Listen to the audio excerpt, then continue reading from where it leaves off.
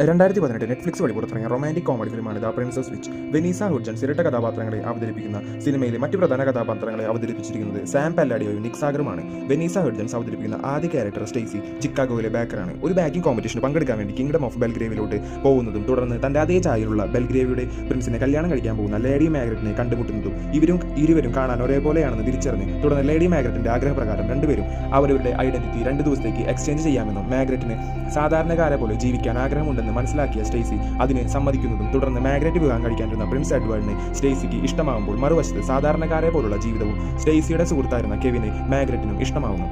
കഥയുടെ അവസാന ഭാഗത്ത് ഇരുവരും തങ്ങളുടെ ഇപ്പോഴത്തെ ജീവിതമാണ് ഇഷ്ടമാവുന്നത് മനസ്സിലാക്കി ഇരുവരും എഡ്വേർഡിന്റെയും കെവിന്റെയും സമ്മതപ്രകാരം ഇങ്ങനെ തന്നെ തുടരുന്നതും പിന്നീട് വിവാഹം കഴിക്കുന്നിടത്താണ് സിനിമ അവസാനിക്കുന്നത്.